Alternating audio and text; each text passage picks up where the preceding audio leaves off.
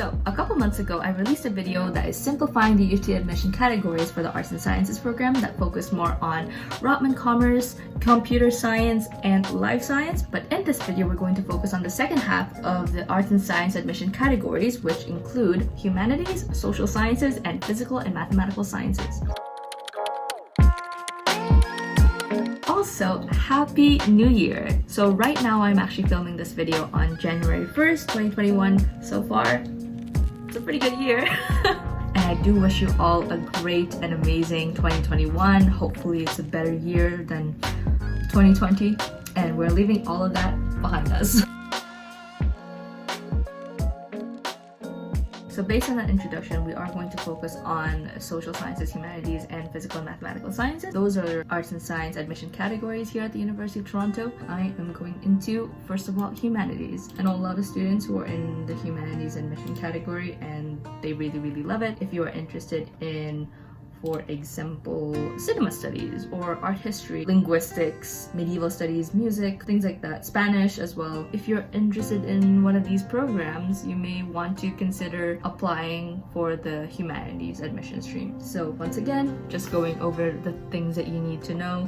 These are the admission requirements for the humanities admission category. So the OUAC code is TAH. For humanities, you actually do not need a supplementary application form, unlike when you're applying to computer science or Rotman Commerce. The admission prerequisite for this admission stream is English. You may need to take on additional high school courses depending on the program of study you're considering. Also, the approximate admission range is low to mid 80s. And also, these are the admission requirements by curriculums. If you took the IB program in high school, you may consider going onto this link.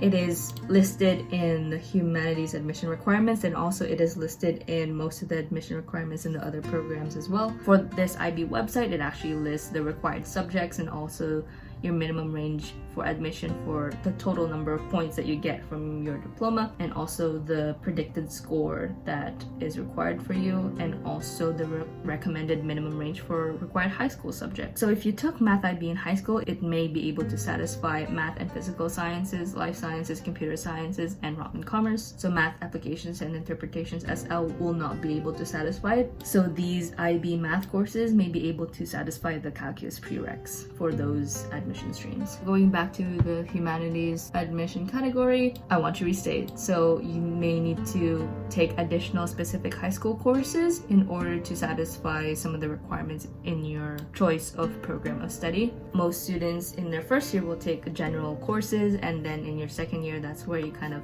specialize or choose a program of study that you want to go into and you want to focus on. So yeah, for example, bioethics, you may need to take biology in addition to English. As you can see here, for some of these programs, you may need biology or mathematics, or you may even consider doing a computer science course to be able to satisfy some of their admission requirements. You may need math, and also you may need an audition, for example, for music. If you did see a program that you're interested in, I encourage you to go onto this website, encourage you to check on the link to be able to see, oh, what are the courses that I may need to take in high school to be able to prepare for these programs of studies. And these are just a couple of videos of humanities professors and students about their program of study. Humanities does provide a lot of career opportunities as well, and there's also a career navigator right here, so I'm gonna just click on the link for you if you want to check that out. You may be able to talk to some UofT alum. Humanities is a pretty big program in itself, so now I'm actually going into the physical and mathematical sciences. These are the admission requirements. This is the OUAC admission code, and once again, for this admission category, you do not need to complete a supplementary application form. The prerequisites for this admission stream are English and calculus. For the specific program of study that you're considering, you may need to take additional high school courses. The admission range is low to mid 80s, and once again, it actually lists out the admission requirements by curriculum. There are also US high school admission requirements and also IB admission requirements. If you're an international student and you're considering these programs as well, there are specific admission requirements and they do list them out. Please check this website out. When I was in high school, I did not know about it. For me, I didn't find these websites. Though that's on me. So I also encourage you to please give this video a like if these videos do help you out in making your decisions and also making it easier on you to navigate the different types of information that you may need as a first-year student. For physical and mathematical sciences, you are not enrolled in a specific program of study, so you may need to apply for a program of study after your first year. Yes, you may need to take additional specific high school courses once again. And they use astronomy and physics as examples. You do not only need English and mathematics or calculus, but you may also need grade 12 physics or an equivalent course to be able to enroll in astronomy and physics. I'm going to go over the list of programs in this admission streams. Comment down below if you're interested in perhaps an interview with my friend who is in actuarial sciences and learning more about that program and what that means for you. So if you're also interested in applied mathematics, astronomy, geology, geophysics, mathematics, physics, statistics, statistical sciences, etc., consider going into physical and mathematical sciences as an admission stream. Yeah, you do have access to unique research opportunities as well, and I believe there's a career navigator that we did see in humanities admission stream as well, so it's the same website. And there's also a summer undergraduate research program if you're interested in applying to that. So if you're interested in learning more about the physical and mathematical sciences admission stream, or you're interested in actuarial sciences, do let me know in the comments below if you're interested in exploring that UofT program. And if you have a specific question or you have a specific topic that you want us to cover, then do let me know in the comments below and I will definitely set up that interview soon. Last but not least, the final arts and science admission category, which is the social sciences. And so social sciences is different from humanities. Here are the things that you need to know to be able to apply for this admission category. So this is the OUAC admission code. No, you do not need a supplementary application. The social sciences admission category prerequisite is English, but then again, we all know you may need to take additional high school courses to be able to qualify and be able to apply for your programs of study. The admission range is low to mid 80s, and it also lists the different admission requirements by curriculum. So depending on whether or not you are an Ontario high school student or a high school student from other Canadian provinces, or an American student, an IB student, British student, Caribbean student, or an international student, it lists all of the admission requirements right there. And once again, social sciences is an admission category where you have to transition to a program of study after your first year. If you are interested in, for example, economics, you do not only need English, but you also need grade 12 mathematics or calculus or something of the sort as well to be able to enroll in the program. And this is how you prepare for admission to your program of study after your first year.